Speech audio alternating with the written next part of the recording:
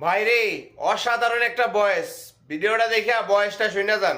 কি নতুন বউ বাপের বাড়ি থেকে খাট পালং কি নিয়ে আসলে? কি মা, শ্বশুর বাড়িতে গেলে কি খাট পালং নিয়ে যেতে হয়? তাহলে আমি যে শ্বশুর বাড়িতে গেলাম আমাকে তো বললে না খাট পালং নিয়ে যাইতে। তাহলে এরপরে যখন যাব শ্বশুর বাড়িতে আমিও খাট পালং নিয়ে যাব। তাহলে গয়নাগুলো দাও আমার কাছে, আমি তুলে রেখে দেই। মা, আমার বোনের গয়নাগুলো কি আমার বোনের কাছে না আমার বোনের শাশুড়ির কাছে? কেন তোর বোনের কাছে? আমার বোনের গয়নাগুলো যদি আমার বোনের কাছে থাকে তাহলে ওর গয়নাগুলো ওর কাছেই থাকবে। ওর গয়না ওকে দিয়ে দাও। ওর জন্য লোকার আছে, ওর গয়না ওর লোকারে রাখবে।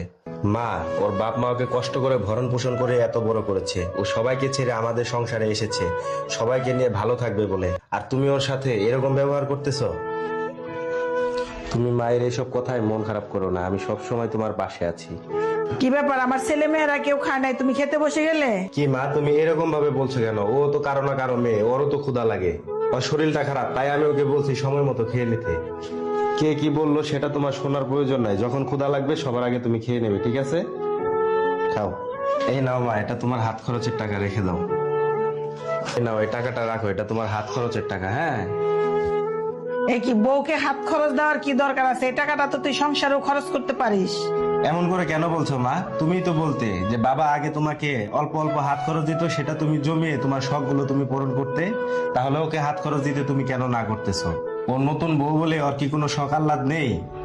মা, সংসার খরচ দেওয়া যেমন আমার কর্তব্য, তেমনি আমার বউকে হাত খরচ দেওয়া আমার কর্তব্য। এই টাকাগুলো তুমি তোমার নিজের ইচ্ছা মতো খরচ করবে, আর যদি কিছু বাঁচে তাহলে তুমি বাড়িতে পাঠিয়ে দিন, ঠিক আছে? এই নাও মা, বোন আর তোমার জন্য গিফট নিয়ে এসেছি। ঠিক আছে বাবা, এটা তোর বোন পেলে অনেক খুশি হবে। এই নাও, এই গিফটটা তোমার জন্য এনেছি। কি ব্যাপার, বউকে গিফট দেওয়ার কি দরকার আছে? বাড়িতে কারো আপদ বিপদ অসুবিধা হইলে তখন তো টাকাটা কাজে লাগতে পারে। এমন করে কেন বলছো মা? আমার বোনকে যদি আমার বোনের জামাই কোনো গিফট দেয় তখন কি তুমি তাকে না করবে? আমার বোন যেমন খুশি হবে তুমিও তেমন খুশি হবে। তেমনি আমার বউকে মাঝে মাঝে গিফট দিয়ে খুশি করা আমারও এটা দায়িত্বের মধ্যে পড়ে।